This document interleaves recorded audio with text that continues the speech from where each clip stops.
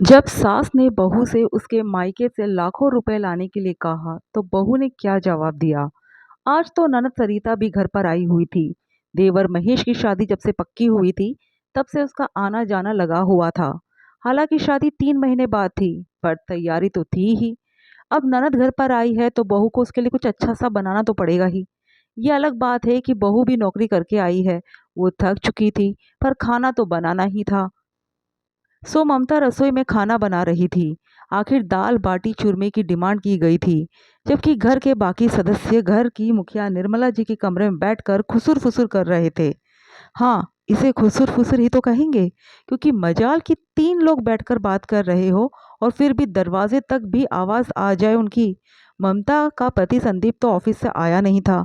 तभी महेश की आवाज आई, भाभी जरा हम लोगों के लिए चाय तो बनाकर ले आना।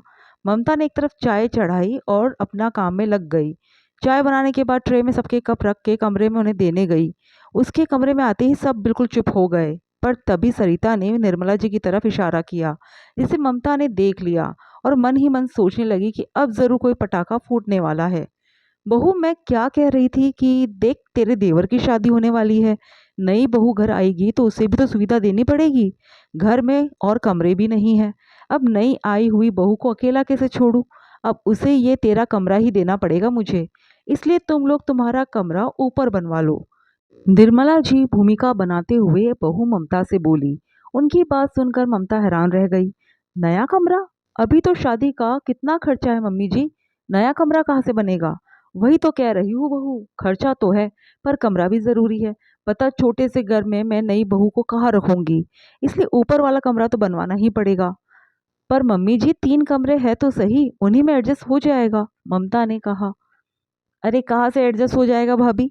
एक कमरा मम्मी का, एक कमरा आपका, और एक कमरा अगर महेश को दे दिया तो जब मैं कभी आती जाती हूँ तो मैं कहाँ रहूंगी।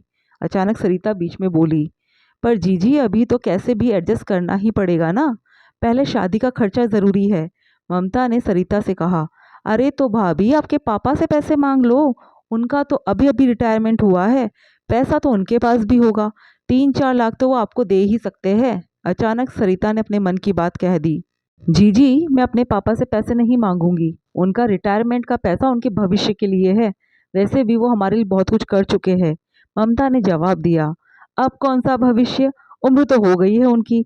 बुढ़ापे में पैर कब्र में लटके हुए हैं। अभी भी क्या बैठकर पैसा ही खाएंगे। थोड़ा बहुत अपनी बेटी को नहीं दे सकते क्या। अब की बार निर्मला जी तो नक्कर बोली। अपने पापा के लिए ऐसी बातें सुनकर ममता को भी गुस्सा आ गया। आखिर कौन बेटी अपने माता पिता के लिए ऐसी बातें सुनेगी। उम्र तो आपकी भी हो गई है मम्मी जी। आपको कमरे की क्या जरूरत है। आपको जो कहना है कहिए, मैं अपने पापा से पैसे नहीं मांगूंगी, कहकर ममता कमरे के बाहर निकल गई। उसका जवाब सुनकर सब हक्के बक्के से रह गए। किसी को उम्मीद नहीं थी कि वो इस तरह से जवाब देकर जाएगी। ममता के पिता भी 4 महीने पहले ही रिटायर हुए थे। तब से घर में बड़ी खुसुर फुसुर होने लगी थी। जब भी सरिता, महेश और निर्मला जी साथ बैठते, तीनों कुछ न कुछ बातें करते ही रहते। ये बात ममता ने भी नोटिस की थी, पर उसने इसे नज़रअंदाज किया। आखिर उसके पास इतना वक्त भी कहाँ था कि वो इन फालतू की चीज़ों में दिमाग लगाए। कई बार तीनों साथ बैठते तो ममता को जानबूझकर सुनाते हुए बोलते, पता है मम्मी, हमारे पड़ोस वाले मेहता जी है ना, वो पिछले साल रिटायर हुए थे। अपनी बेटी को उन्होंने पूरे 2 लाख रुपए दिए थे। सरिता कहती, अरे मम्मी, आपको क्या बताओ, मेरा दोस्त है ना, उसके पापा भी रिटायर हुए थे। उन्होंने अपनी बेटी को 4 लाख रुपए दे दिए थे। सच में मानना पड़ेगा, अंकल का बड़ा दिल है अपनी बेटी पर। महेश भी हाँ में हाँ मिलाते हुए बोलता। हाँ बेटा, अब मम्मी पापा के पैसों पर तो बच्चों का ही हक होता है। आखिर इतना पैसा क्या छाती पर लेकर जाएंगे। इसलिए जो बड़े दिल वाले होते हैं ना, वो अपनी बेटी को भी कुछ ना कुछ जरूर देते हैं। निर्मला जी भी कहती, ममता को भी सुनाई तो सब कुछ देता, समझ में भी सब कुछ आता, पर वो ना तो इस बारे में कुछ कहती और नज़रअंदाज कर अपने कामों में लगी रहती। पर आखिर कब तक नज़रअंदाज करती। आज तो कह ही दिया। बस तब से सबके मुंह फुले हुए थे। मुंह फुला करके भी ममता के हाथ का बना हुआ ही खाना सबने खाया। खैर, सरिता तो खा पीकर थोड़ी देर में रवाना हो गई। लेकिन जब संदीप घर पर आया तो निर्मला जी और महेश दोनों मुंह फुलाए हुए बैठे थे। जब संदीप ने पूछा कि क्या बात हुई तो महेश ने कहा, भैया, भाभी कैसे मुंह तोड़कर जवाब देती है, कभी आपने देखा है। हम तो एक सजेशन ही दे रहे थे, लेकिन वो तो हमें अपना दुश्मन समझती है। मना करना था तो फिर साफ मना कर देती। यूं मम्मी की इज्जत उतारने की क्या जरूरत थी। महेश की बात सुनकर संदीप भी थोड़ा सकते में आ गया। उसने इस बारे में निर्मला जी से पूछा, तब निर्मला जी ने रुआंसा सा मुंह बनाकर कहा, बेटा इसी दिन के लिए तो मैं बहू लेकर आई थी, ये मुझे सुना रही है। अरे गलत क्या कहा था मैंने? सिर्फ इतना ही तो कहा था कि एक कमरा बनवा लो तुम्हारे लिए। अब एक माँ होकर मैं तुम लोगों की सुविधा के लिए भी नहीं सोचूं? तो पता है मुझसे कहने लगी कि मेरी उम्र हो गई है, मुझे कमरे की क्या जरूरत है, अब मुझे मेरे कमरे से भी निकाल दो। सुनकर संदीप हैरान रह गया और उसने ममता को आवाज देकर बुलाया। जब ममता बाहर आई तो संदीप ने कहा, ममता मम्मी क्या कह रही है? माना कि हमारे भी खर्चे हैं और अभी शादी का सबसे बड़ा खर्चा है, पर वो कमरा बनवाने के लिए ही तो कह रही थी, तो मना कर देती, अभी नहीं बनाएंगे। तुमने मम्मी को उनके कमरे से निकल जाने के लिए कह दिया? अच्छा, आपको मम्मी जी ने कहा कि कमरे से निकल जाओ, ये नहीं कहा कि कमरा बनवाने के लिए पैसे मैं अपने पापा से लेकर आऊं? आखिर उनकी तो उम्र हो चुकी है, उनको पैसों की क्या जरूरत है? उनके पैर तो कब्र में लटक चुके हैं।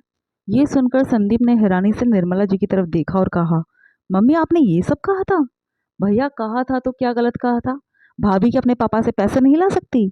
इनके पापा रिटायर हुए हैं, उनके पास पैसा है। उनके पास कुछ भी हो, हमें उससे क्या लेना देना? शर्म नहीं आती तुम लोगों को ये सब कहते हुए? पहले खुद गलती करते हो, फिर बाद में कहते हो कि बहू जवाब दे रही है। कल को क्या अपनी बीवी से पैसा मांगेगा? खुद की बाजू में दम नहीं है जो खुद कमाकर खर्चा कर सके। संदीप ने महेश को डांटा।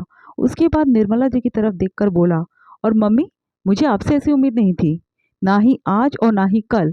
हम कभी भी पापा जी से पैसा नहीं मांगेंगे। जरा सोच कर देखो, अगर दीदी के ससुराल वाले हमसे इस तरह की डिमांड करने लगे तो हम क्या करेंगे? आपकी बहू कमा भी रही है, उस पैसे को इसी घर में ही खर्च कर रही है, घर का काम भी कर रही है, अब आपके लिए अपने पापा से पैसे भी मांगने लग जाएगी? बिल्कुल नहीं, ऐसा बिल्कुल भी नहीं होगा, कहकर संदीप ने सरिता को भी फोन लगाया और उसे भी फोन पर अच्छे से लताड़ा। अब संदीप के आगे किसी को भी ज्यादा कुछ बोलने की हिम्मत नहीं हुई। आखिर घर का सबसे बड़ा कर्ता धर्ता तो वही था। तो ये किस्सा यही की यही खत्म कर दिया गया।